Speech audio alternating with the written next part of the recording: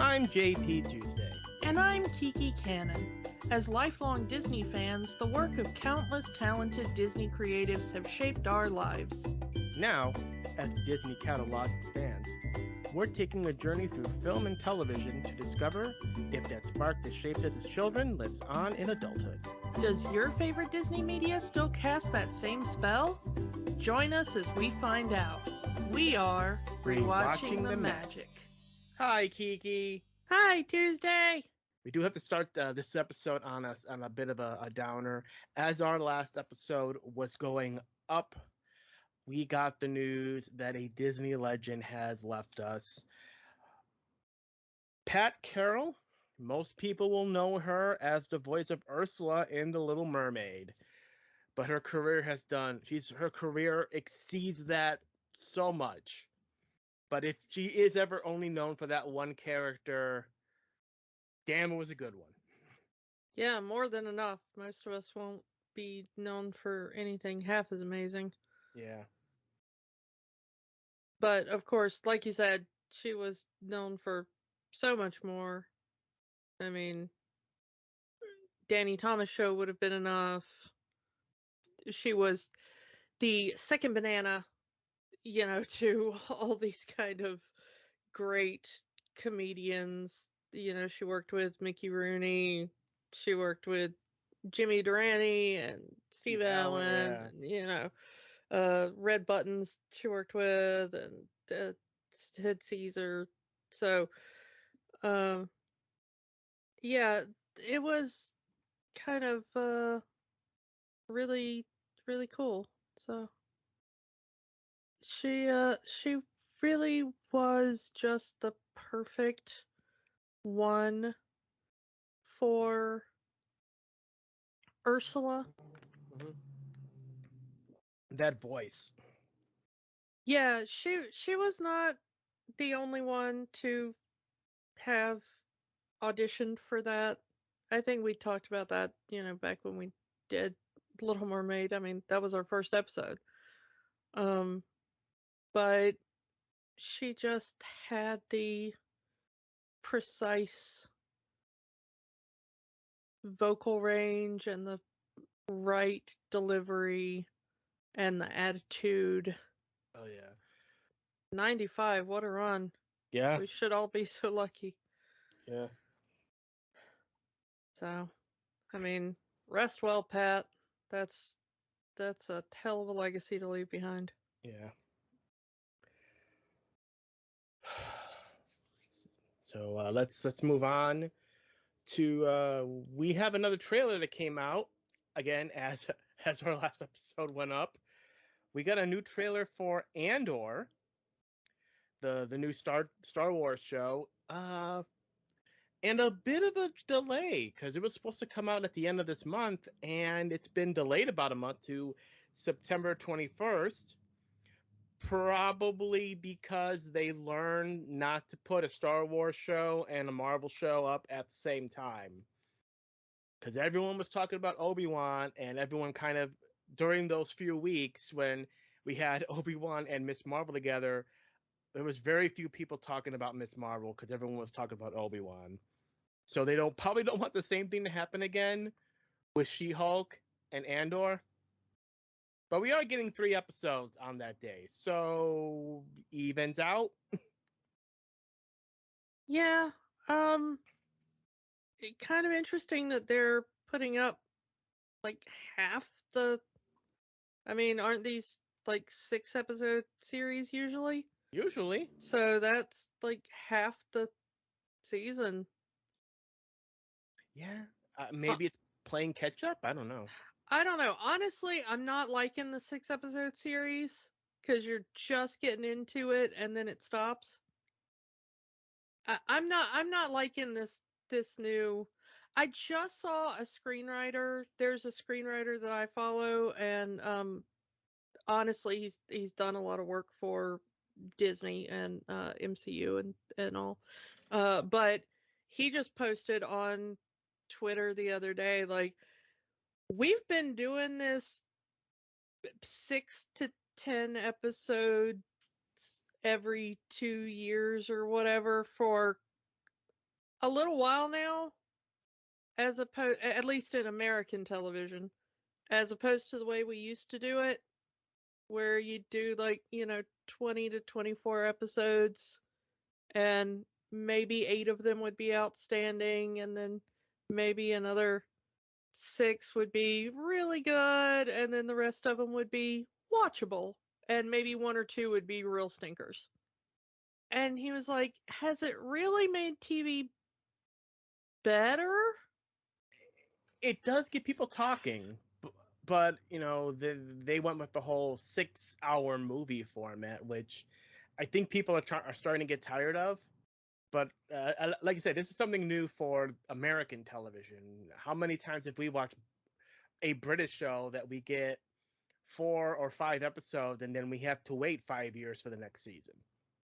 But honestly, I've always kind of wondered the same thing. Like, is it really better that way? The only upside that I see to it is that it does it does bridge the divide between quote unquote movie stars and TV stars, in that the longer delay between television and movie productions allowed actors to go to a movie and then do a TV show, and then you could do a movie, and then you could do a TV show, and then, Mm-hmm. and so in England, at least because of the film schedule, there was never like you have to choose to do movies or television. And there was never a stigma of like, oh, you're a TV actor, like there was in America. Mm-hmm. It was never like, oh, I'm leaving TV now to go be a movie star. And at least with Disney, at least with their shows, they're putting the budget of a movie into the show. Yeah. Which again does, which does change from regular network television budgets, So it's not that bad. But they're able to do that because they're Disney. Like, not every TV show can do that. Mm-hmm. I mean, nor should every TV show do that. But I think it's more of the streaming thing, because they want people to keep subscribing to those services. Releasing, the entire 6-episode format was to get people subscribed for more than 1 month. Oh, here's 4 episodes for 1 month, but if you want to see the last 2, you got to subscribe for another month. In that case, the smart person just waits until week 6 and then you just binge it in a day. I don't know. The weekly format I kind of like, because it does get that discourse that everyone's talking about it. Whether when you have the binge format, people watch it over a weekend, and by the next weekend, people's kind of forgotten about it. But you know what I'm saying? Like, if you're like, oh, we want people to subscribe to our service, like, you just wait until 6 weeks from now, you sign up for the free trial, and then you binge the series, and then you cancel. Maybe. But about Andor. The trailer looks really good, and of course, I'm a soft touch with live action Star Wars. At least, it's still, people keep trying to make me watch the animated stuff, and I have tried. Bless me, I have tried, y'all. It just hasn't taken. But I'm a soft touch on the live action stuff, so I'll definitely be watching it. But the trailer looks good. I like it. There's a Skarsgård in it. Yeah. I'm a soft touch for a Skarsgård. You know me. This kind of explains why he wasn't in Thor: Love and Thunder. Probably filming Well, that. yeah. Well, yeah. I mean, there's that one little cameo, but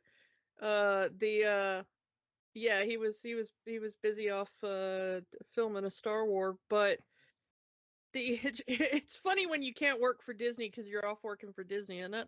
Right. But we got Forrest Whitaker, who's always fun. Yeah, this is the origin of the events of Rogue One, the prequel to it. Yeah. The trailer is calling this the origin of the Resistance. I like a good Resistance origin story, you know? I like that one line Skarsgård gives in the trailer. They've stolen so much from us, we don't even know it anymore. My favorite bit is gonna be Mon Mothma. Yeah, We get a glimpse of Mon Mothma and where she comes from. we haven't seen Mothma in a while. We saw her a bit in the prequels. Same actor came back for Rogue One, and they're giving her a bigger role in the series. At least I assume so. Well, yeah, I mean it's looking like she's living the life of luxury and talking about, like, hey, if it looks like I'm being a nuisance or, being annoying or whatever, they're not going to know what I'm up to. Yeah, We got Fiona Shaw playing somebody. I yeah. like Fiona Shaw. Who doesn't like Fiona Shaw? So come on. And I understand people who may not be interested in this show. You're getting an origin story to a guy who died in his first appearance. Yeah, I mean, I think that disliking Andor because disliking Andor the series Mhm. at this point because his eventual fate is kind of like, back in 98 or whatever when we started hearing, like, hey, Lucas is making the prequels, being like, why do you want to see Vader's origin story? We eventually know where he ends up. But then again, also people were saying the same thing about Obi-Wan. Why do we wanted this story about Obi-Wan? We already know what's going to happen to him. Yeah, and it's like, you know, there's all kinds of interesting stories that can happen to people, in the side pockets of of time, and it just depends on if you do the storytelling right or not. It's like we have collectively spent, 4 or 5 days with these characters Mhm. on screen out of their, however many years they get. It's like Rogue One and what time we have spent with Andor as a character is like a week out of his entire life. The last week of his life. Yeah. And it just happens to be the last week of his life. I just want a good story. And honestly, in most stories, you know that the hero is not in any real danger because they're the hero, and most stories will end on a happy ending. You know the That's guy and the kind girl. You know the Yeah. guy and the girl are going to end up together in the end. It's just how you get there. Yeah, it's like, uh, you know, I don't care as long as the story is good and entertaining to me. Hmm. And that's a personal taste thing, of course. You can decide for yourself what is good and entertaining to you personally. Um, I just want to see a story that entertains me. And so far, the stuff that has shown up on Disney Plus that has dealt with Star Wars, the live action stuff at least, has entertained me. Agreed. And I'm definitely looking forward to the show. I'll be watching it. 3 episodes in one day is a bit much. But let's see what are these going to be longer or not. We'll see. We'll see come September when the show drops. And what's going to happen in it. I'm looking forward to it. Yeah, and honestly, I like Diego Luna, Mm. and so seeing him on screen again is gonna be, gonna be They good.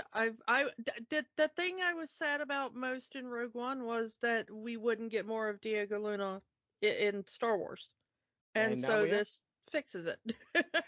They say that they have a multi-season plan for this if it's successful, and this is just the beginning. Like this is So like this is probably set several years this is Andor. prior to Rogue One. Then This is Andor year one, essentially. yeah, I mean, so So this is probably set significantly before the events of Rogue One. I'm just wondering if Alan Tudyk's going to show up as a droid again. I am for Alan Tudyk showing up for whatever they want to use him for. More Alan Tudyk and things, please. So yeah, definitely looking forward to Andor. So let's move on to our main feature, 10 Things I Hate About You. It's back to school time. Yeah, time to go back to school. And oh God, we're going back to high school. It's the 90s. This is 1999. This was our senior year of high school. Yeah, this was our we were the same age as these characters theoretically. At least one of the actors.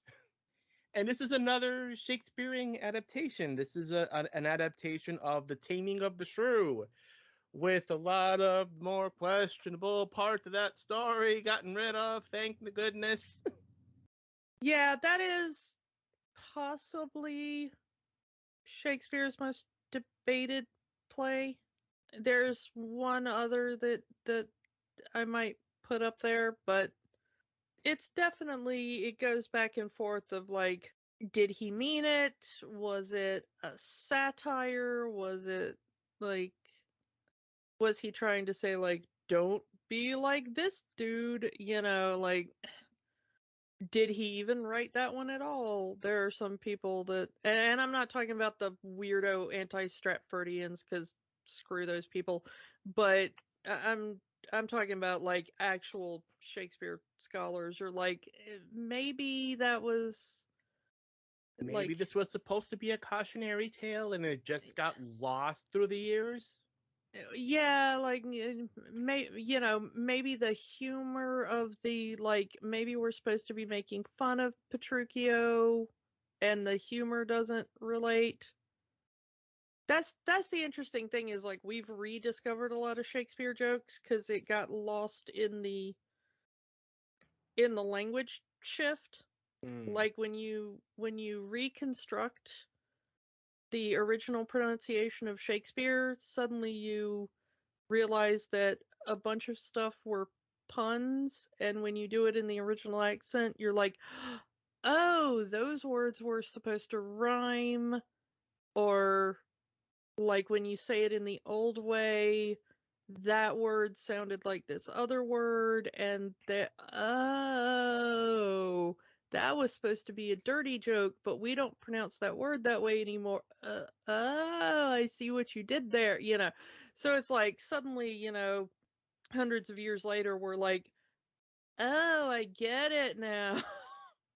This movie sure keeps the dirty jokes for a PG-13 teen movie. Yeah, this is a rather dirty film for what it is. But yeah, which Shakespeare would have loved. I'm just gonna put that out there. Shakespeare was the dick and fart joke guy. People forget that.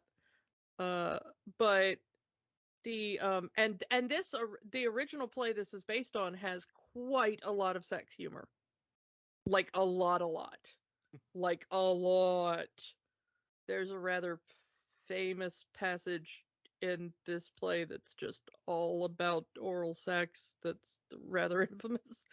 And But this came at a really odd time, because this was just a few years after Baz Luhrmann's Romeo plus Juliet, where Shakespeare adaptations kind of became a fad. yeah, the 90s had a lot of teen fad Shakespeare adaptation. 3 of them starring Julia Stiles.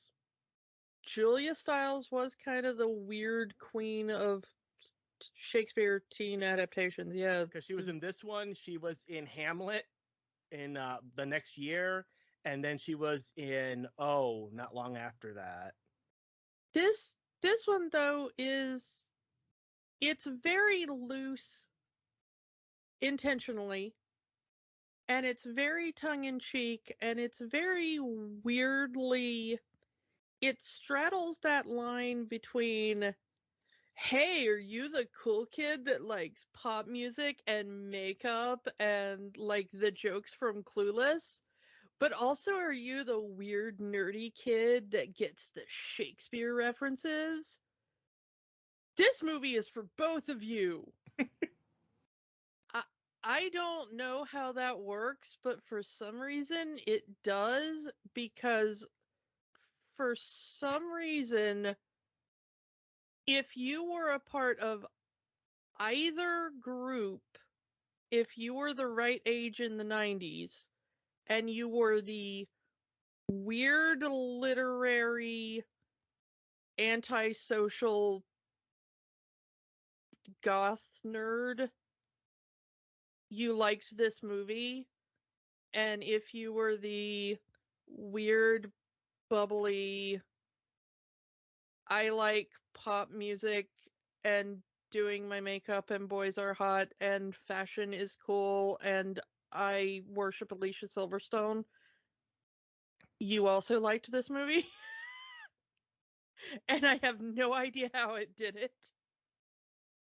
There was almost no movie in the 90s that was equally liked by people who loved the craft and people who loved Clueless. I don't know how. Yeah, it's weird because I never really watched this movie the whole way when it came out. It just wasn't my vibe back then. So this is like the first time I've seen this movie from beginning to end. Yeah, I don't know where that would put me in that spectrum, but Well, I mean, I think I have to also say, like, maybe that's coming from like the female perspective, maybe. but I have absolutely no idea where this movie hits for guys. Because it's also, it has that teen high school vibe of movies of the 80s, 90s, and early 2000s, and also has the romantic comedy aspect of the 90s and the early 2000s. I will say that this was one of the few romantic comedies I would willingly watch, which even to this day is saying something for me. You can count on your fingers the number of romantic comedies I will willingly watch. So let's talk about who's actually in this one. We already talked a little bit about Julia Stiles, who this was her big break, and she was kind of the it girl for a bit in that early 2000s era for a while. Like I said, mostly in Shakespeare adaptation. Yeah, I mean that. Well, but also in that kind of weird teen movie thing, because she had like Save the Last Dance, The Prince and Me, right after. But yeah, the Prince and Me, which is also rom-com era. She was in the Bourne movies, the Jason Bourne movies. Yeah, you would think that would be my thing, and I've only seen like one of them. She was in that remake of The Omen that they hit on the entire plot, the entire crux of that advertising was it was going to release on 666. Yeah, 6606. Yeah. Also, you would think that would be my thing, but it was awful, so no. The original Omen is incredible, though. Rest in peace, David Warner, who also just left us. But yeah, she was absolutely the it girl for a while. You could not escape her. She was in absolutely everything. I first saw her on PBS because she was in Ghost Rider. Not Ghost Rider, the Marvel character, Ghost Rider, the PBS show. I don't know how many people will know. Yeah, that was such a fascinating series. It was the weird little kids show where like they were solving crimes, but With they had like a weird ghost that would help them out by writing things. could only make messages of what's around them, the letters of what's around them. So sometimes the message wouldn't be complete because there wasn't enough letters. Yeah, just carry around a copy of the like Wall Street Journal or something with you all the time, kid. Like whatever the longest, wordiest print thing was at the time. I don't. Yeah. It was such a bizarre show. Yeah. Um, I had forgotten she was on that. Yeah, Yeah. that's so strange.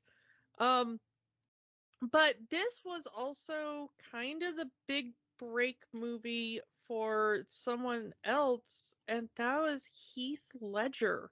The late great Heath Ledger.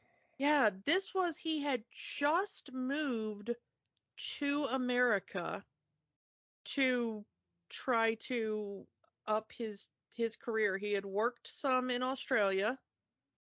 And then he decided that he was going to move to America to see if he could compete in the American market. Worked out for him.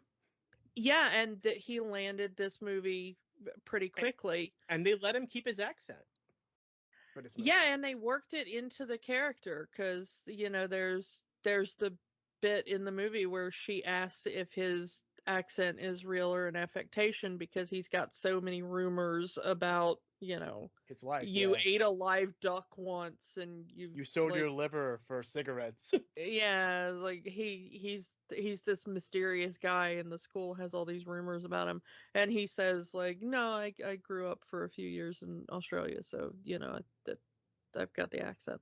But interestingly, though, this movie was not where I first saw Heath Ledger. Because I am a fan of really bizarre fantasy television. And he starred in a really bizarre fantasy television series that lasted almost 0 time on television. There was a Fox series called Roar.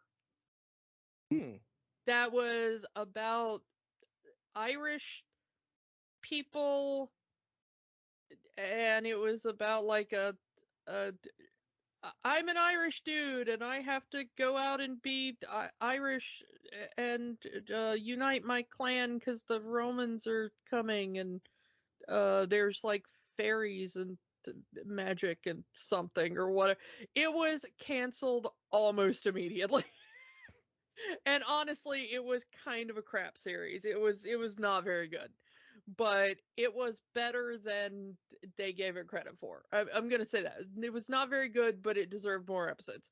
It was so bad that they did not air many episodes, and then Heath Ledger hit it big, and they were like, oh crap, we've got a really bad TV show, but it's got Heath Ledger in it. Let's air the rest of that series. And then Fox was like, the TV series that introduced the world to Heath Ledger, watch it all right now. There's only a couple episodes because we forgot to air it all. But it also had Vera Farmiga in it that was in Bates Motel. It was really cool. But yeah, that's how I knew about Heath Ledger. And then I was like, wait, does this movie have that dude from Roar? And is he actually Australian instead of Irish? Because he was doing like a really bad Irish accent. But yeah. So this is kind of how the world found out about him. And then right after that, he would do Patriot with Mel Gibson, and then Knight's Tale was really when when everybody was like, oh, that dude. So yeah. Brothers Grimm, Brokeback Mountain, and of course his role as the Joker in The Dark Knight.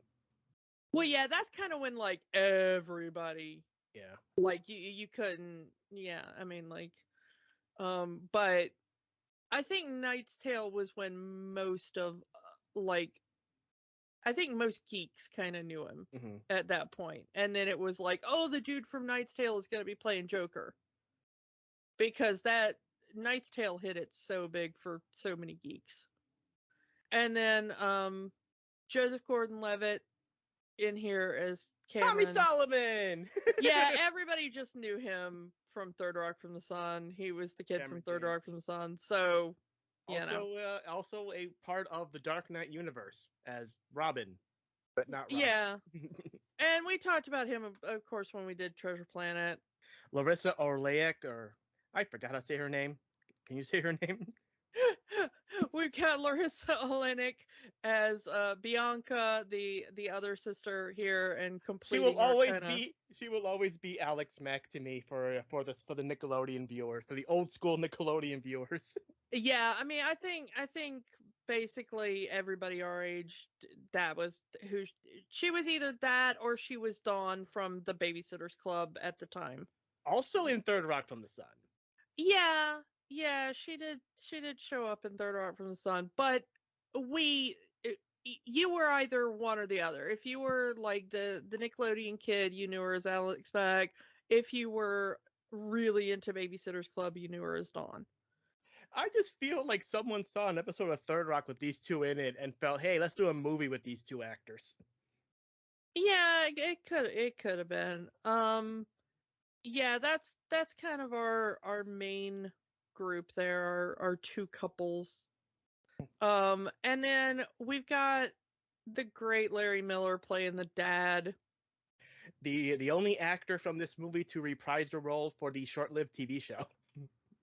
And I mean, he was also kind of everywhere in the 90s. I mean, you couldn't turn around. He was there. Just all through TV and movies. I mean, he was in Pretty Woman as well, and he would show up again in Princess Diaries in a couple of years. Always in all the Christopher Guest movies.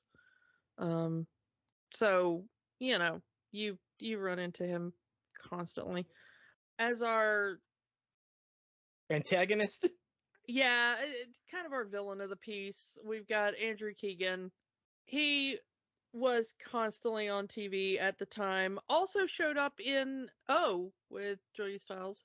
Yeah. He was in Camp Nowhere for Disney, Independence Day. He was one of those other young actors that was like in everything. He's done Boy Meets World, Sabrina the Teenage Witch, Seventh Heaven, Party of Five. He even showed up on Full House for an episode, and he was on a couple episodes of Step by Step. So, he's got that whole TGIF lineup going he is for the him. TGIF lineup. Yeah. But he plays a really really good bad guy in this. I mean, he's perfectly cast for it. He just has that right amount of charm and smarm. The right amount of douchiness and the right amount of good looks to get away with it. Yeah. David Krumholtz. Yeah, David Krumholtz is in this, and a lot of people will remember him for being in the Santa Claus, as the Wednesday's boyfriend from Addams Family Values. Yeah, I was going to say he's the head elf Bernard in the Santa Claus, and they've just announced that he's going to reprise his role for the series. For the series they're going to do in Disney Plus. And like you said, he's Wednesday's boyfriend in Addams Family Values, which was kind of my thing that I latched on for him. And then of course he's Mr. Universe in the movie Serenity. So also in the star of the TV show Numbers. Yeah, I never watched that. Yeah. Freaks and Geeks. Oh, so much. Yeah, he just shows up everywhere, and he's always a treat when he does. He's still out there. He's still acting. Oh yeah. Not saying that he's slowed down at all. But yeah, he just finished filming Oppenheimer, which is the Christopher Nolan movie. They just dropped the first trailer for that. And that one's got Cillian Murphy in it, playing the main character in there. But Yeah, can't wait to see that. It looks amazing. And then, you've got in supporting roles, you got people like Gabrielle Union, you got Allison Janney, who we just talked about with Finding Nemo. You got David Leisure in here. So we also have a couple of bands showing up. Letters to Cleo, and of course Save Ferris was the big one that they get in here. The music in this was one of the big things. This was a very soundtrack heavy movie. We talked about that with Power Rangers last week. Yeah, this was the 90s in one movie in terms of the soundtrack. Yeah, I mean it starts out with 1 Week by Bare Naked Ladies. Yeah, 1 week, and then it's like Bad Reputation, and then so this is one of those where they sold it kind of on the soundtrack even. So you mentioned Bad Reputation. Watching this movie, it had clicked in my brain that like Ronda Rousey, the former UFC fighter turned WWE wrestler, kind of based her entire look and persona on Julia Stiles in this movie, complete with using Bad Reputation as her entrance music. it's true. I mean, this was a major inspiration for a lot of people who grew up in the time. And Julia Stiles in this movie was kind of iconic, yeah. Yeah. Let's get into the plot. So if you know anything about Taming of the Shrew, you kind of have an idea what this movie is going for. They really pushed that PG-13 rating in here. I mean, there's no nudity, there's no violence, but they pump up the swears, and there's like Disney was wise to put this under the Touchstone brand because the Walt Disney brand would never survive out of this movie. Yeah, they did put it under Touchstone to be like, hey, this is for the teen audience. Like, they're really heavy on the teen. This is a teen comedy. It's not quite American Pie, but it's wanting to be that. The main plot of this whole thing is we have Kat, Julia Stiles, and Kat is kind of she doesn't follow trends, she doesn't do anything, she's just her whole thing is she refuses to do the obvious thing in any given situation. Most including it's high school that involves dating. She doesn't date anyone. Now, because of this, younger sister Bianca cannot date either, as her dad has kind of put the hammer down, as that Bianca cannot start dating anybody until older sister Kat starts dating somebody. Because the dad is a doctor who is obsessed with teenage pregnancy. Well, he's specifically an obstetrician. That's the thing that they say. So all day long he's delivering babies, and it specifically says at the beginning of the movie that he has just come back from delivering a teen pregnancy, and that he sees teen pregnancies a lot, and he doesn't want his daughters to go through it. Even having a birthing an empathy belly is what it's called. Yes. It's one of those fake pregnancy bellies that they give to the father generally to be like, hey, this is what your wife is going through right now. But he kind of constantly makes his daughters, and you get the feeling typically Bianca wear it to be like, do you want to have to go through this? It's a very shame-y movie in that sense. At least the dad is. The movie itself does not shame the girls. The dad is very much the butt of the joke. As Kat would say later in the movie, he gets too controlling over his daughters because he really can't control his life. It's mentioned very early in the movie that their mother is gone. Not that she's dead, that she left them. Yeah, she left the dad, but apparently she's also left the girls, which is an interesting dynamic. We don't typically see that a lot in movies like this. She's not dead, she's divorced the dad, but also the dad has full custody and the mom is just not in the picture. And apparently, some of her things is still in the house. As there's a part of the movie where Bianca starts wearing their mother's necklace, and Kat has a fit over it. Like, you can't wear that. That's mom's necklace. Well, mom isn't here. Yeah, and apparently Bianca has been hiding it and Kat didn't know that she had it, which is kind of interesting. Um so it's a little bit fascinating, but it's said that Kat is very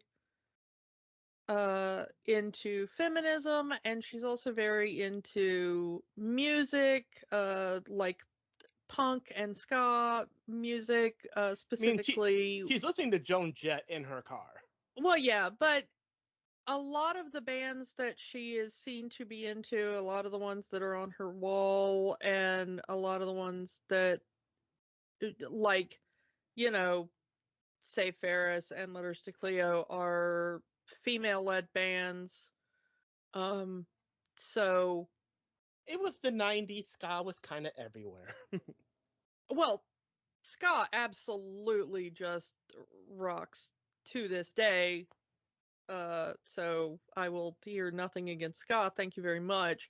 I'm just saying it was But style at the time. well, yeah, no, it's the tie an onion to your belt because that's the style at any time, my good sir. But that is no, yeah, there was a huge ska wave during the '90s at this time, as there was like for female led punk at the time, and so I mean she's very kind of on trend, like, they say like, oh, Kat doesn't do what everybody else does, but in her music taste at the time, like, okay, she is like riding some waves here. You can tell that she's very feminist, very girl power in what she likes. And um it kind of has gotten her a reputation of being, well, let's just say it, a bitch in school. I think the movie would prefer a shrew, as they do bring that term up Ha ha several ha times. ha. We said the thing, wink wink. We said the thing. We said the thing is the title of the thing. Yeah. But no, I mean they do bring it up specifically to be like, "Hey, we're that's the play we've based this on." Yeah, I mean in the original play, the younger sister, Bianca, has a proposal of marriage, and her father has decreed that she will not be married until the older sister, Katerina, Kate, um, is married off.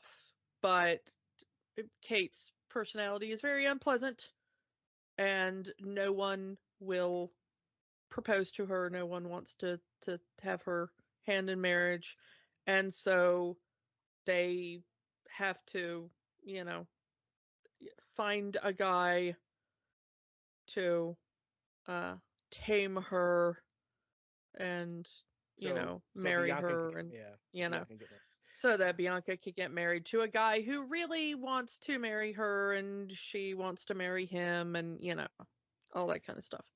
And who is our suitor for this? That will be Cameron, the new boy in school. That's Joseph Gordon-Levitt. Yep. Yes, Joseph Gordon-Levitt, Cameron, the new boy in school. He is um He walks in and he goes, "Wow, Bianca's really pretty. I want to date her." And our geeky little our geeky sidekick. our geeky sidekick here, David Krumholtz, Michael, is like, "Oh yeah, yeah, yeah. You can't date Bianca. Her dad doesn't let her date." And then her dad's like, "Oh well, you can date when your sister does. That'll never happen, ha!" And thus the plot ensues. But also Bianca has another suitor in Joey, who we later find out is Kat's ex. You don't know that at the beginning of the movie. Yeah, nobody knows that. It's a secret.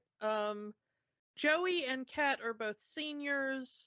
Bianca and Cameron are sophomores and are younger.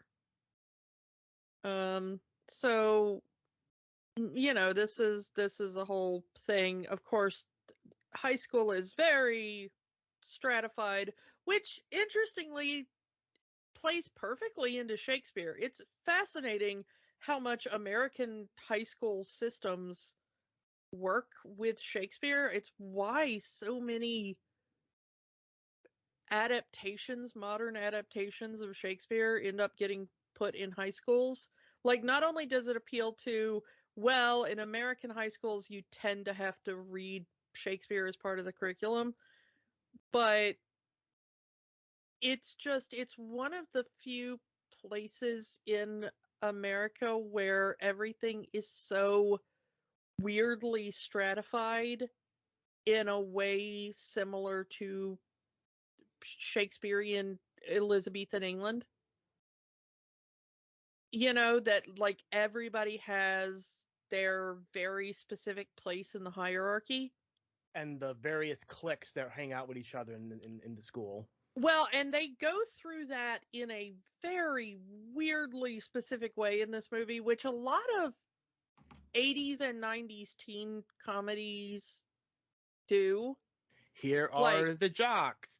Yeah. Here are the stoners. Here are the young Republicans. Yeah, it's like, yeah, and this movie does it so weird, including introducing a group that is never in any other movie, the Cowboys. The urban cowboy. Not the urban cowboys, just the Cowboys. I mean, they dress like cowboys, traditional cowboys, but as Michael says, they've never been on a farm in their life. The closest thing they've ever come to a cow is McDonald's. Most people who dress like cowboys like that have never, ever set foot on a farm.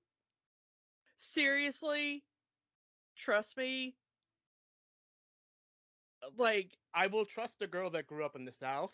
Yeah, as someone who has lived in multiple houses that have literally been my house and a tiny fence and cows and or horses on the other side. I rarely run into people that work on actual farms or ranches that have ever dressed like the way that you see cowboy in movie or people who want to call themselves a cowboy dress. Like, but the funny thing is though is that this is the only movie that ever has that, like, and I keep wanting to go like, why is that joke in this movie? I don't know, like, was that like a weird thing in Seattle? Like, if you lived in Seattle in the late 90s, was there a weird cowboy fad in Seattle in the late 90s that I am unaware of?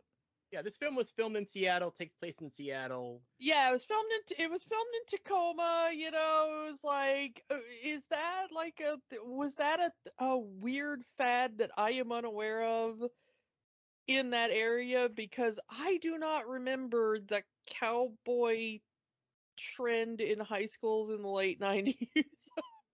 I don't know. So we have Joey, who is, we find out later, is Kat's ex, who these two openly hate each other. It's like, it's well known in the classroom that these two just hate each other. He constantly belittles her feminine beliefs and is at some sort of vengeance against her. He wants to hook up with her little sister. Also, Cameron wants to hook up with the little sister because she finds her attractive. Bianca is completely self-centered. She values material things, she values looks, she values status. During their first few interactions, she kind of leads Cameron on, knowing that he likes her, but is really using her to get Kat to start dating because Bianca wants to date Joey because he's hot and rich and a male model. Yeah, that is one of the side plots of the movie, is that Joey is getting into modeling. He's just getting his first headshots. He's just, I love the part of the movie where he shows Bianca his 2 prospective headshots, and it's the exact same pose, and it's just one of him is in a black t-shirt and one of him is in a white t-shirt, and she says, "I think the white t-shirt makes you look more pensive," and he goes, "Oh damn, I was going for thoughtful." Which is one of my favorite jokes in the movie. She just kind of looks at him like, and I'm like, both of these characters are so dumb, and she's just slightly smarter than him enough to know, like, pensive versus thoughtful. So, yeah, so this is where we get. This is definitely not where that trope starts, but we get to, I will, will pay you to date this girl, kind of. So that's a start here. Well, I mean, it's definitely not where the trope starts, because it's kind of Shakespeare, from the play, Yeah. But, So Cameron wants to date Bianca, but they know that it's not going to happen until Kat starts dating. Michael finds Patrick, the bad boy with the mysterious past. Everyone starts to rumors about him. He's been missing for a year and no one knows where he's been. So which is where all the rumors start. Even one rumor that he's a porn star. yeah, because he disappeared for a year, and everybody was like, "Oh yeah, he was off doing porn," and then everybody was like, "No, he was away in jail." It's like, I just love how many weird rumors that there are. Like, he ate an entire live duck except for the beak and the feet. And he's well aware of these rumors because Kat kind of brings them up and says, "So what if they are true or not?" So Michael finds Patrick, but none of them have any money to pay Patrick to date Kat. So they make a deal with Joey, since Joey has the money because of the fancy car, probably rich parents, and the pseudo modeling career, that he has the money to pay Patrick to date Kat. So Cameron can date Bianca, but Joey wants to date Bianca too. That is the base of this movie. Yeah, I mean, and once again, like, that's from the play. I mean, there is, like, Bianca has 2 suitors. One of them pretends to be a tutor, just like Cameron does, like, "Oh, hey, I can tutor you in French," but he doesn't really speak French, which is kind of funny because Joseph Gordon-Levitt kind of does speak a little bit of French, which is, kind of funny. He does a really great version of Lady Gaga where he talks about French, and he, like, switches out some of the French that's, like, in the Lady Gaga song with some different French that makes it a little more interesting. It's a really good cover. I'm just gonna say that. But if you like dirty jokes in French, go look that up. But anyway, the funny thing is, though, is that it is interesting how well this plot works when you take away some of the more troubling aspects that are in the original play. I'm not saying that the aspects that remain aren't a bit troubling, because there still is the bit where, like, Joey is paying Patrick to date Kat. And the fact that Patrick accepts the offer is a bit troubling. But it is tropey. I mean, we've seen it in many more movies besides. And it's still a crappy trope. Let's just say that, And I mean, it's most not, of the things in rom-coms are awful, which is why I hate them. And it is in partially reality. How many times have we been in the situation of, I'll pay you $5 to tell this person that they're cute?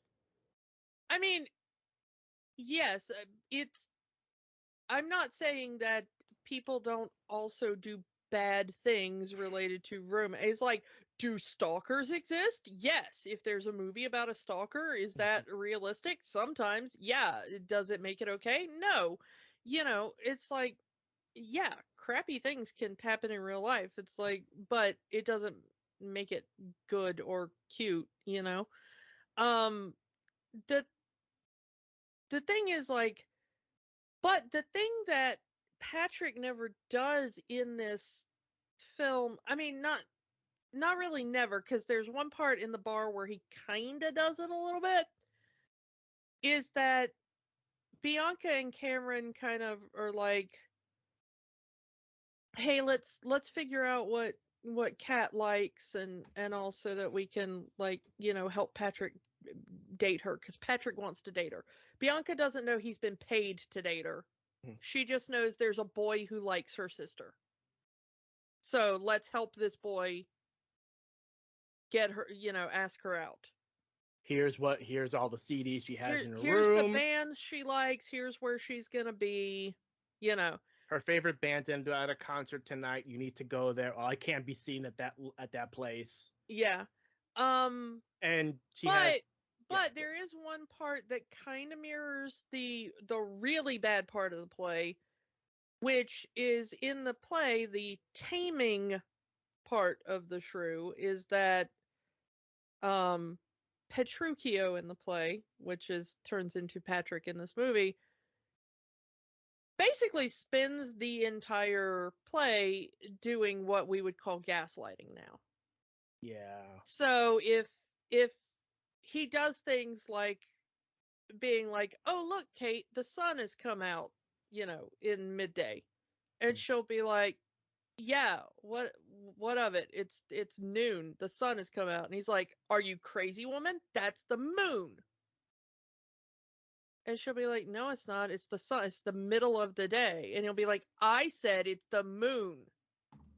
And he'll like do things like refuse to feed her until she goes, "Oh, look, my lord, it's the moon." And then he'll be like, "Very good. Have some chicken." Like, he literally, like, if she's like, "I'm wearing a red dress," he'll be like, "No, it's a blue dress. You don't get food until you say it's a blue dress," hence the taming of the, and just breaks her down until by the end of the play, it's like, "Look, this is my left hand."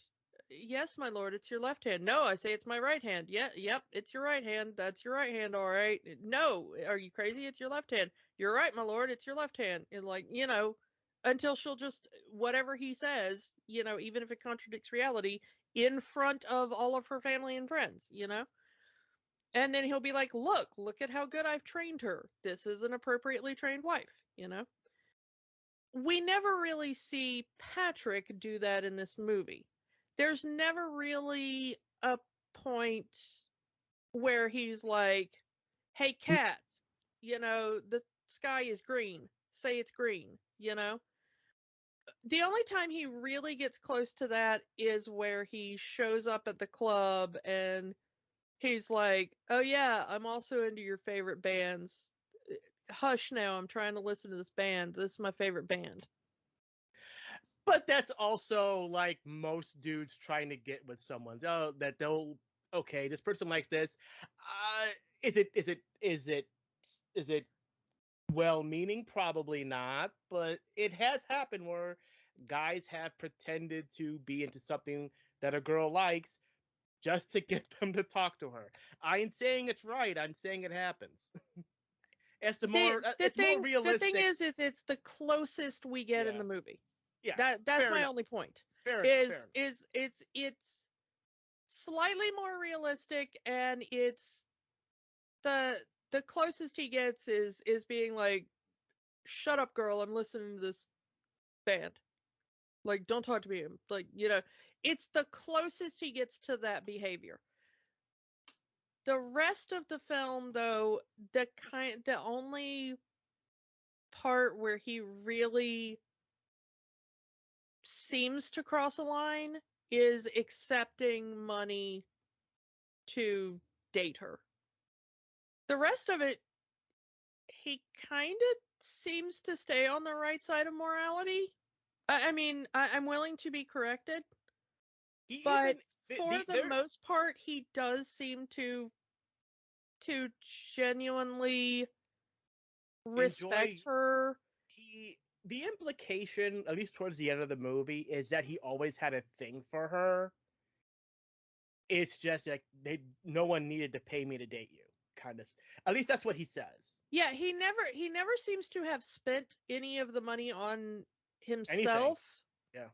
He seems to have spent it on like taking her to the prom or paying the marching band to do the weird song for her or whatever. And then at the end of the movie when he buys her the guitar, that he's been saving. And the thing is that the money we see him get paid, that guitar is way more expensive than the money we see him get paid over the course of the film. And if he's been buying things like taking her to the prom, which is a chunk of change if you've never been to a prom in America, that was probably some of his own money as well. Yeah, it starts with he just wants enough money to cover the date. Yeah, because the initial output is like $50, and then eventually it's like $300 to take her to the prom. And like, I know I spent more than that on my prom, and we were going like halvesies. So like, he even says, if I take her to a movie, that's going to be this much. She's going to want popcorn. She's going to want snacks. She's going to go somewhere afterwards. So that's going to be this much. Yeah. I mean, even if we say that like Joey was paying for all of those dates, Mm-hmm. and maybe a little extra, I'm still thinking that, I mean, because that wasn't a cheap guitar. Yeah, it's a movie. I think at that point it's like you want the happy ending, you want the movie. It's a movie kind of deal.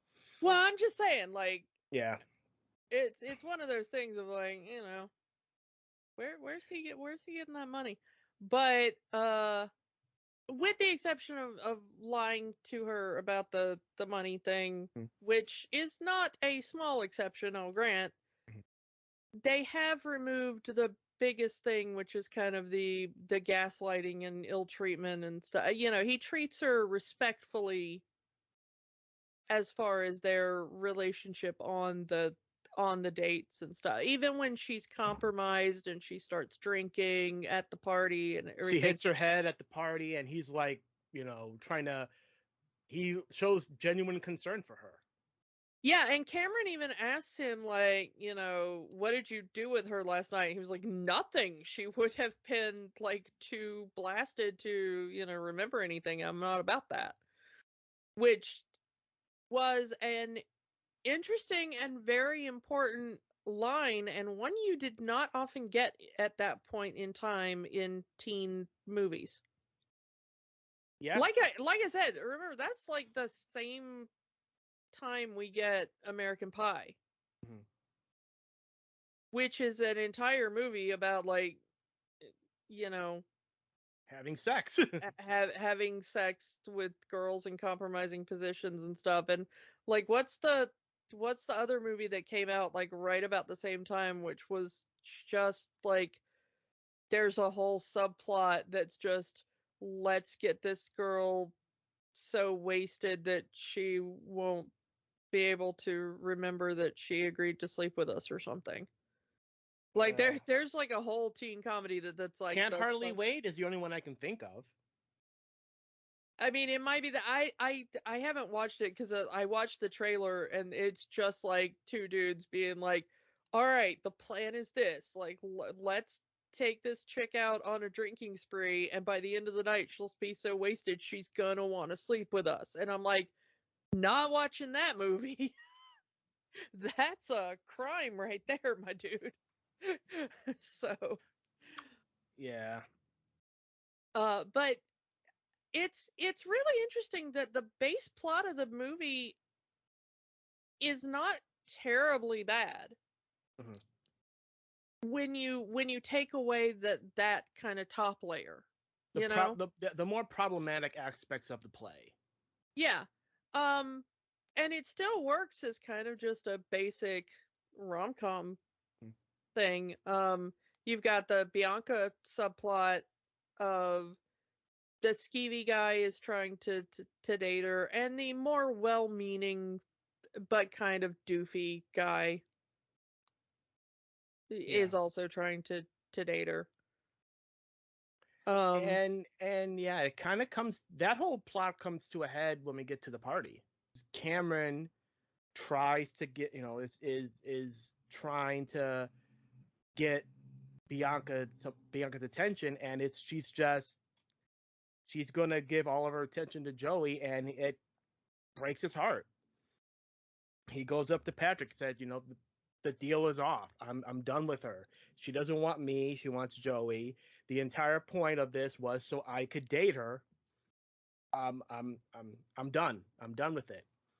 And we kind of get Patrick kind of being a stand-up dude, kind of going, do you like this girl? Is she worth all the trouble where you put yourself into? Don't let anyone tell you you're worth less than what you deserve. Which is a nice pep talk. And it shows that Patrick is not a skeevy guy, even though he has that exterior of that. He smokes. He hangs out in a biker bar despite being wildly underage. I'm assuming, hoping. And he's always, at least once a week, he's in the counselor's office. Yeah, so, for making lewd jokes with bratwurst. I like how the counselor made a joke I'm trying to find the right wording. I'm trying to remember how she worded it, but like the counselor making a joke is like, bold of you to assume it's that long. Yeah, bold of you to assume it's a bratwurst or something like that. And it's like, first of all, why is the counselor making jokes like that to a student? Can you please not? While she's writing her sex book. Yeah, she's writing her erotica on her school computer. Can you not? A teacher is writing erotic fan fiction on a school computer. Well, it doesn't say it's fan fiction. I mean, she is writing just an erotic novel. She's writing a romance novel. The teachers in the school have no chill. They're just calling out these kids for everything. Yeah, it's although that did make me laugh seeing that again, because I read so many of those stupid novels. Mm-hmm. Not really by my own choice. I had a friend who there's, for those of you who are not women, there are, weirdly, I don't think this happens as much anymore, but before the internet was quite so big a thing, there used to just be like traveling groups of like book clubs where it would just be like, oh, this is the latest, stack of romance novels or whatever, and they would just travel between women. So you just have like a little, like, oh, I finished this novel here, and then you just pass it off to your friend, and they would just travel between groups. All these like stupid little trashy romance novels. And my friend, I was a much faster reader back in those days because I had nothing better to do with my time. And my friend would be like, "Oh, you've got to be a part of our reading group." And then like I got into her little like book club or whatever that she was part of when I was a teenager, and they were all just these like ridiculous romance, bodice ripper novels. And so I read tons of them, and reading the what she's writing on there, where she like changes it out for like she could feel his member or whatever, to like she could feel his bratwurst or, and if you've never read those books, you're like, oh, she's just the worst author ever. If you've read those books, you're like, yep, that's exactly what those books are like. Every single one of them. Asking her assistant for synonyms to words so she can just extend the word count of her novel. Yeah, those kind of things. The one that has stuck with me all these years was the author that kept using the word manroot. Okay. I'm not kidding. There was one author that was their term For the male member. For male genitalia. Like, she could feel his throbbing manroot or whatever. Like, it was, and it was more than once. It wasn't like it just like you ran out of words. Like, that was their go-to.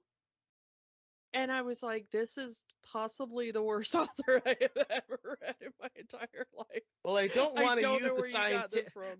I don't want to use the scientific word, and I don't want to use the vulgar word, and I want a word that I can trademark, damn it. Yeah, I don't know where they got it from, but that was when we talked about bad writing for a long time, me and my friends would joke about that particular author and their use of the term manroot. So every time I see this scene now, I'm just like, if she types in manroot, I'm going to lose it. So bratwurst is actually a step up from some of the stuff I have read.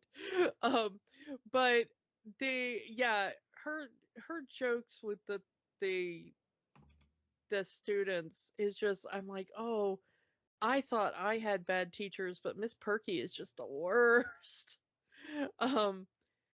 And then like some of the stuff that goes on in this school, like, I have stories from my high school years that will absolutely terrify anybody, but like some of the stuff that goes on in this school, I'm like, why is this school still allowed to function?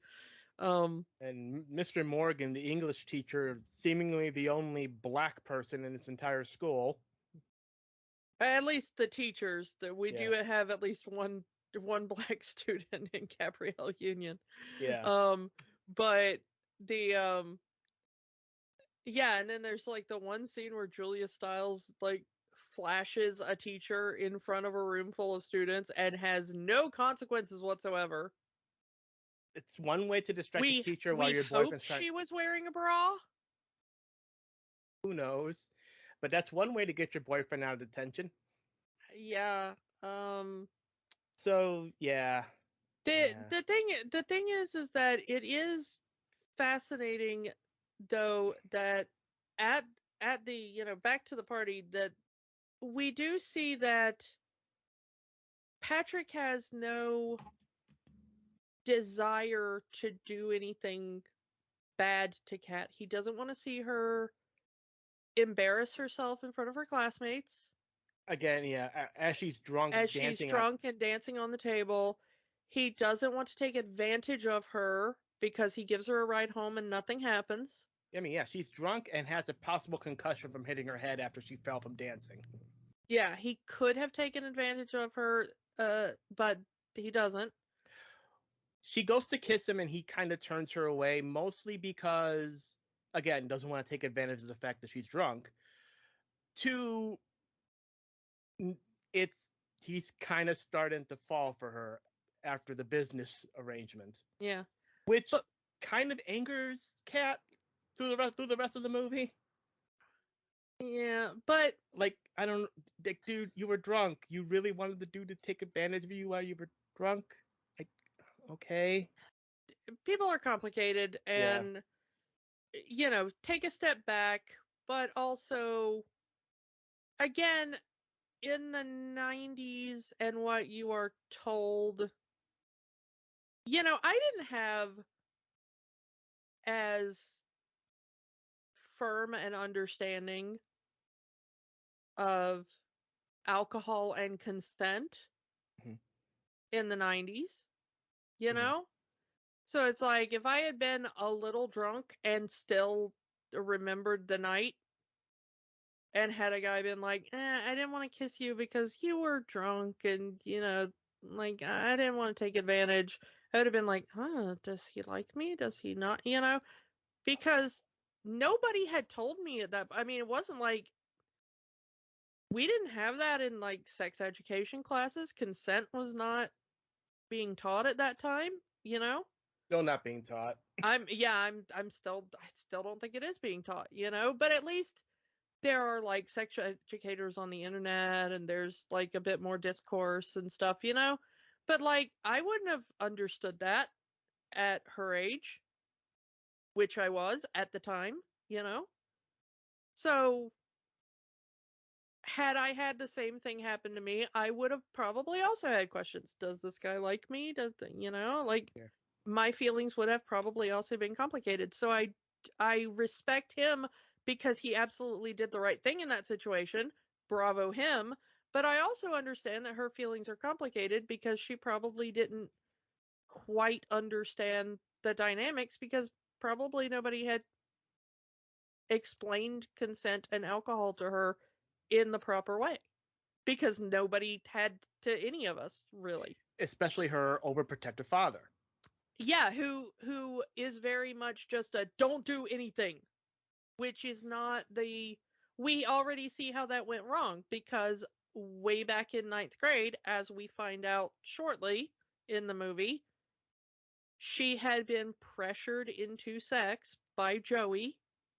And she And thought, well, everybody else is having sex. This is just the thing you do. and she's also kind of going through her mother leaving them. Yeah, she was vulnerable because she was going through grief over the mother leaving them. She thought, hey, I want validation from this guy. This guy is cute. I like this guy. This guy is very much pressuring me to have sex, and I don't have anybody to talk to about it. Which is also the other problem. Yeah. With just being the like don't do anything ever kind of parent, you know. It's like, well, if your kid is having a problem, now they don't have anybody to actually honestly talk to because they know you're not going to be open with them about their feelings. So she doesn't have anybody to talk to when she's having these complex emotions, because who can she go to? Miss Perky? No. You know, Yeah. she doesn't have a trusted parent she can go to. She doesn't seem to really have any friends. We see her have one friend in the movie, the Mandela girl who thinks she's dating William Shakespeare. Yeah.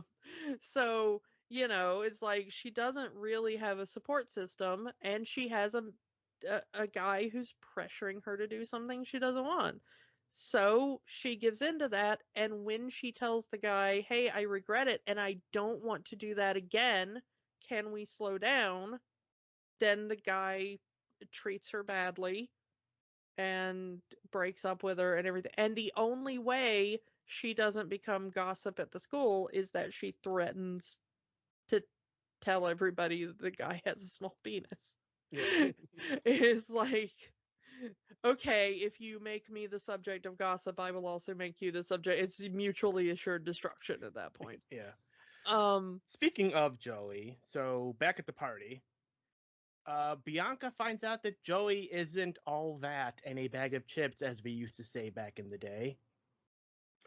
Yeah, he's kind of a self-centered douchebag, and she yeah, kind of she's comes to very bored, you know, because all he wants to do is talk about his himself. potential modeling career. Like, oh, look at this pose. Now look at that pose. Do you see how that was different? You know, it's like, no, it's the same pose. Um, So yeah, and she kind of has a moment of self-reflection because she kind of realizes how selfish she's been being this whole movie, and realizes the one guy that actually cares about her, she just spurned off for this hot guy with a cool car.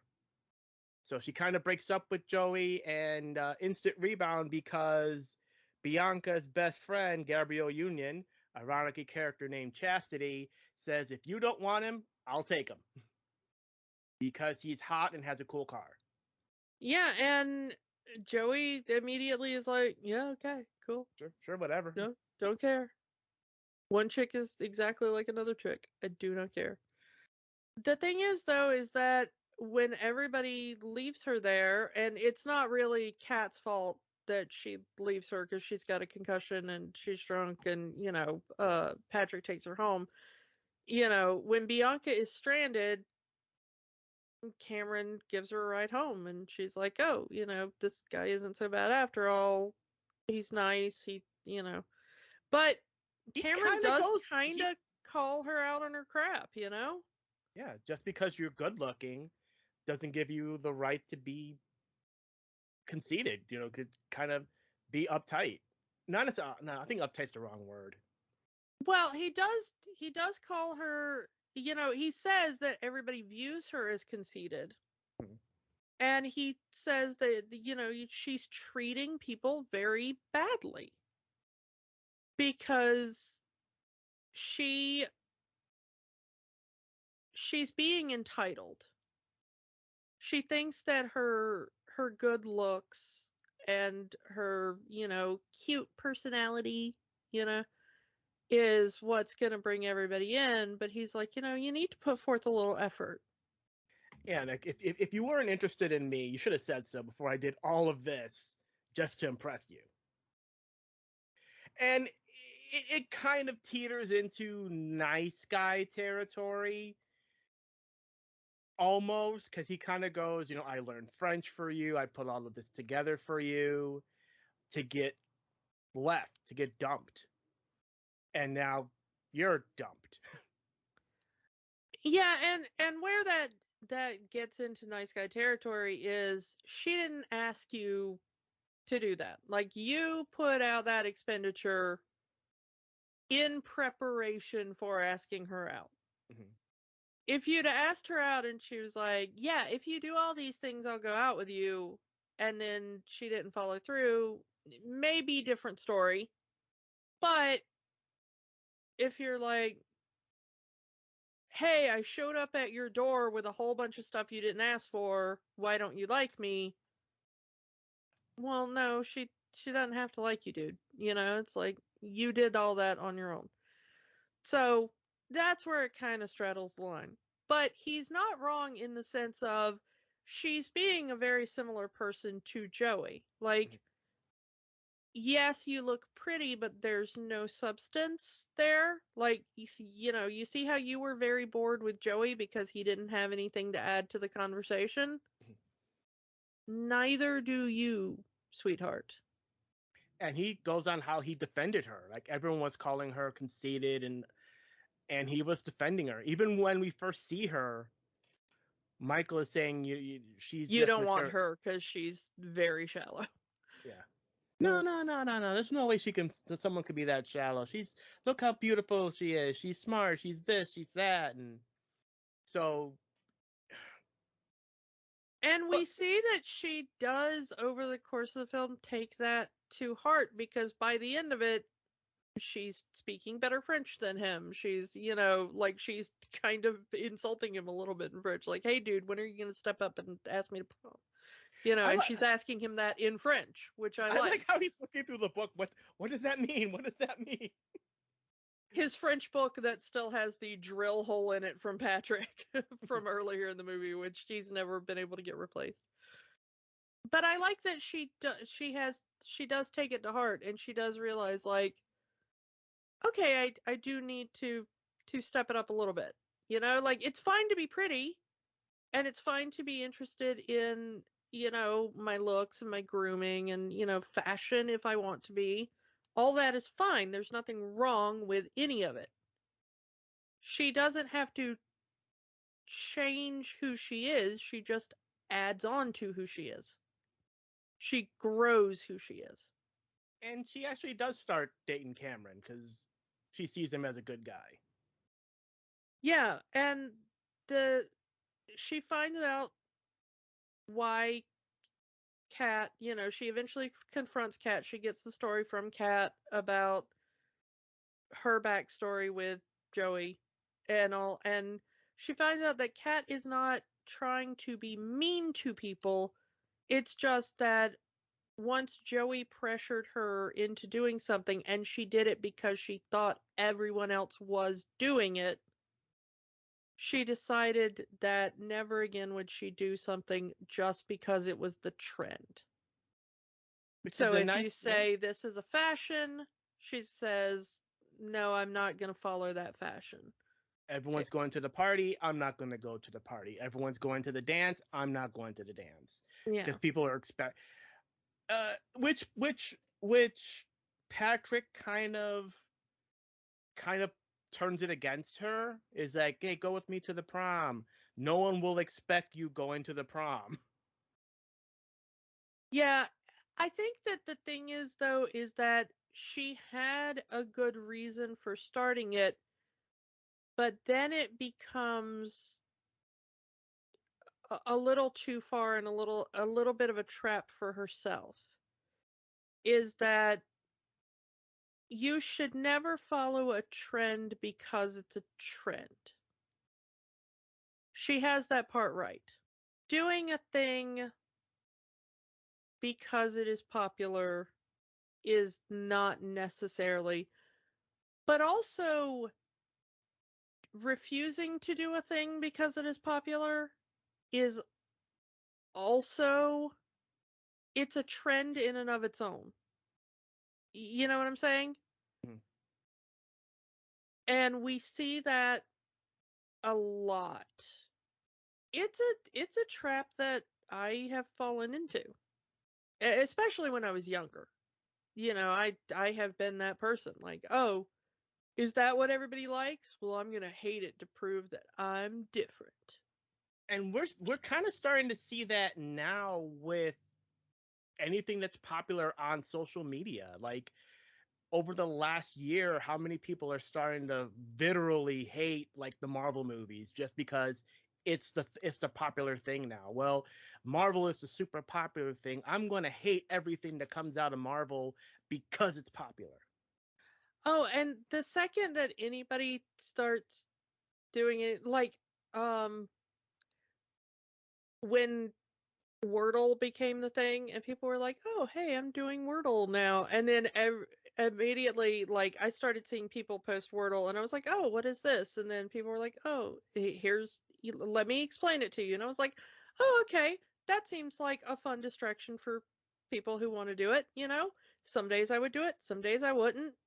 It was fine, and it was like, but like the second that it started like showing up on people's feeds, I was like, and here's the countdown to, like, I hate anyone who posts Wordle on their feed.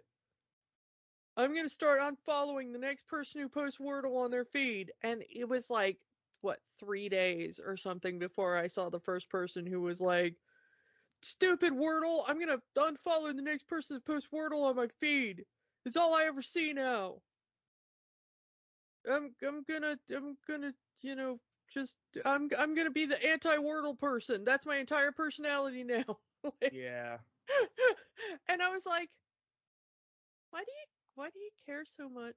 And I mean, I've been that person before, and I look back on it and I go, man, why did I care so? Why was that so much of my personality? What did it give to my life? You know? Um, and it's, I'll say it, cringe. It's like I look back on when I was that person, I was like, ooh, ooh. And so I look back on Kat in some ways, and I was like, oh, Kat, don't do that. Don't you're just being the anti-popular person just to be the anti-popular person. I get where it comes from. It comes from a place of hurt, and it comes from the popular people rejected me. To a point. I mean, hers has a little bit deeper. It's something, some moment in their life where they were like, oh, I had a group and then the group rejected me and now I'm just like anti-groups, you know? Mm-hmm. So I get it, and I've been there and stuff, but if you're going through that point in your life or something, it's not worth it. You know, it's just not. Um, but it's why I am a much chiller person now, I think, where I'm like, yeah, if you like a thing, like a thing. If you don't like a thing, don't like a thing. But like make it a specific reason why you don't like that specific thing, you know? Yeah. Um and so, I've got a lot of like I collect pop figures. It's a trendy thing right now do I do them because I think they're gonna be like super collectible in 5 years? No. Do I do it because I want all of the pop figures? No. It's like I'll see a pop figure and I go, oh, that's cute. I like that property it's Character, from. yeah. I like that character. Whatever. And then I'll buy that one or whatever, So it's like, I don't know. I got like 15 of them or something. Uh, And my house isn't like full of them. I don't know. But it's like they're cute, but I see like people that are like, I hate pop figures because they're the trendy thing, and I'm like, so who cares? Don't Yeah. buy them then. Like, whatever. It's like, don't put them in your house. Yeah. But that's how I feel about Cat. Is like, don't just do it. So like, if you want to go to this dance, go to this dance. If you don't want to do it because everybody's pressuring you, then don't do it. Yeah, that's a great reason. Don't do it because people are pressuring you. But if you want to do it because you want to go, then don't stay home just to spite people. Because here's the thing, nobody's going to be spited. Nobody's going to care. Really, the only person Cat's going to be hurting is Bianca. Well, yeah, Bianca, because Bianca won't be able to go because their dad is insane. Yeah. So let's fast forward to the prom at this point, because I think that's kind of where this whole thing leads up to. Cat agrees to go to the prom with Patrick. Bianca is going to the prom with Cameron. At some point, Joey ends up going to their house to pick up Bianca, but finds out Bianca's now dating Cameron. And I don't know why Joey thinks Bianca is going to go with him, because he never really, asked her. Yeah, he never really asked her. He just kind of assumed he would show up at her house and she'd be, sitting there in a prom dress waiting for him. I don't, huh? And she did, and he just walked away at the last social gathering with her best friend. Yeah, with another girl. Yeah.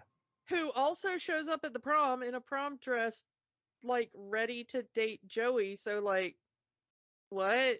Yeah, I don't know how that all worked out. And then we have the weird subplot of Michael has suddenly started dating this chick named Mandela who It's Cat's only friend, yeah. Yeah, who is Cat's only friend, who just shows up partway through the movie, is told to be Cat's only friend.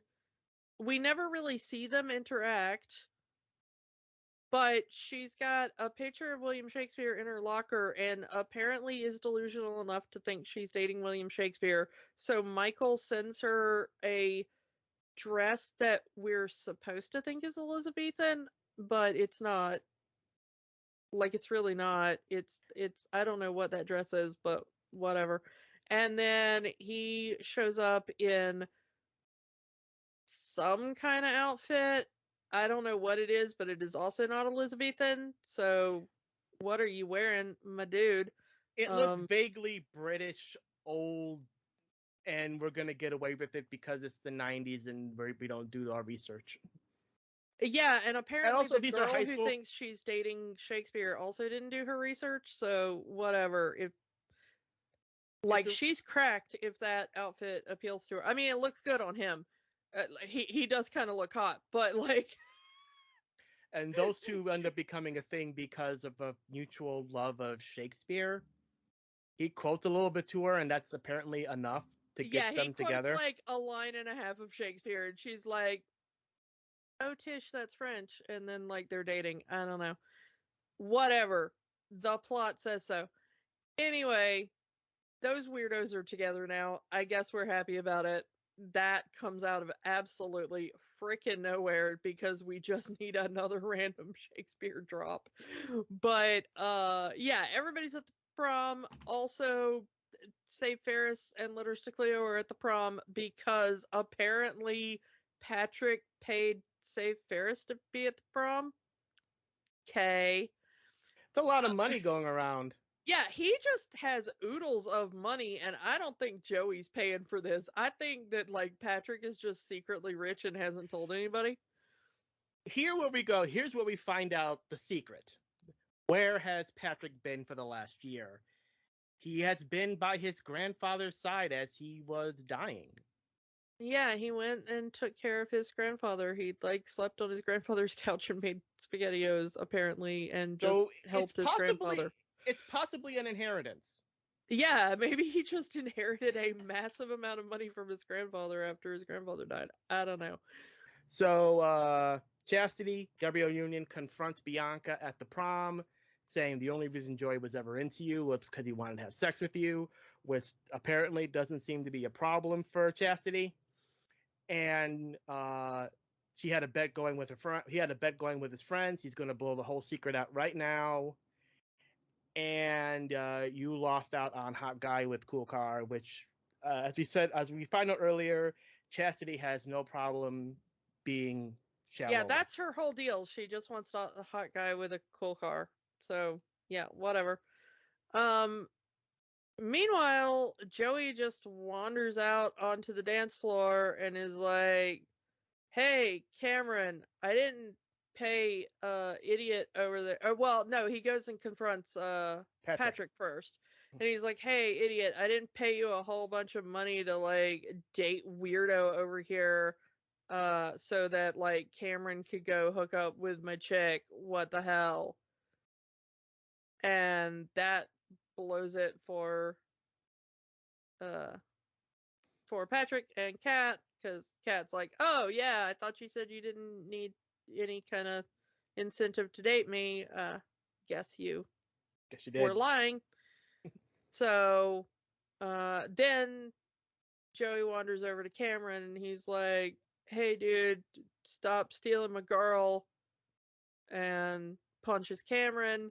And then Bianca's like, "You thought you were gonna sleep with me? Ha ha ha!" And then just absolutely beats the crap out of Patrick. I mean, breaks out of Joey, which is amazing.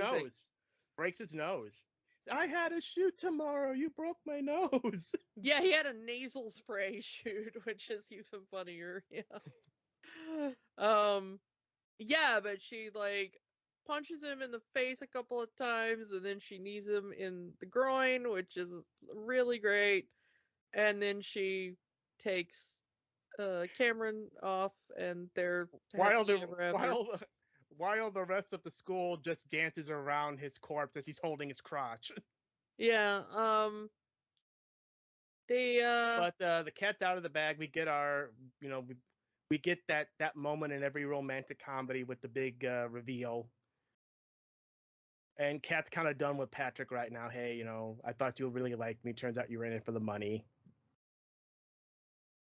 Well, and then we get the title-ish of the movie, which is that the English teacher is forcing them to rewrite Shakespeare's sonnet 141. And it's a sonnet about contradictions. I won't read it, but it's part of the Dark Lady cycle, and it's basically I love you, but I am aware that you have flaws. It's a contradiction poem. Mm-hmm. So it's like I understand that you have flaws about your physical nature and stuff, but I still love you, you know. Mm-hmm. They have to rewrite the poem, and at the end, after all of this unpleasantness at the prom, Kat is reading her poem in front, and it's in front of the class, and it's called 10 Things I Hate About You. And her poem is, I hate your stupid combat boots. And yeah, I hate your boots, and I hate your hair, and I hate your ridiculous smile, and, all that kind of stuff. But the last thing is, but the thing I hate most about you is the way that I don't hate you even a little bit. And then she cries and runs out of the room. And then, we get the resolution, which is that he has put this guitar in her car, because at one point she said, "I should start a girl band because that would really piss my dad off," and and he sees her in a music shop looking longingly at this guitar and playing it, and he buys her that guitar. So he buys her that guitar that she's playing in the store. But there is that thing that even at the end when they're dating, she still sticks up for herself. She still has the same personality. She's not a different person in general. Unlike the play where she's completely broken. Yeah, it's they make a point in the film to be like, hey, she still has the same opinions, she still has the same personality, she's still willing to stick up for herself. And he's fine with that because the two of them are joking about it at the end. Their relationship in Shakespearean terms is much more Benedict and Beatrice than it is Petruchio and Kate, which I like because Benedict and Beatrice are my favorite Shakespearean couple. So if you've ever seen Much Ado About Nothing, and they are very much a couple who are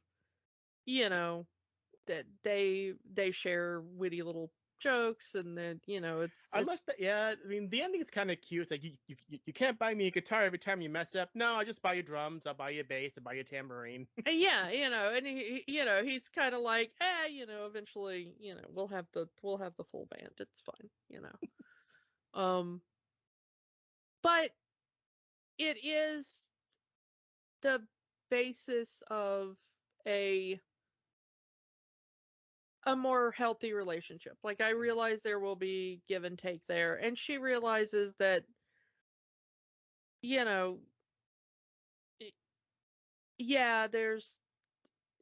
is apologizing and he is trying to do he's trying to do the right thing here. And that also he had not kept any of this money for selfish reasons. He wasn't trying to enrich himself on this scheme, which does go a long way. Yeah. Again, he's not a bad dude. So, Kiki, let's ask the question, does 10 Things I Hate About You have the magic?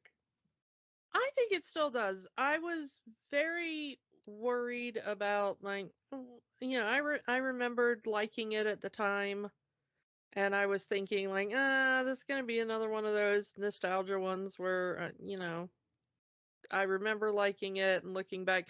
And I will say that it is a 90s teen movie, and there are parts where you get to a joke and you go, oh, no, why'd you do that? There are a couple of, like, homophobic moments. There are a couple of ableist moments. There's some jokes you wish they wouldn't have done.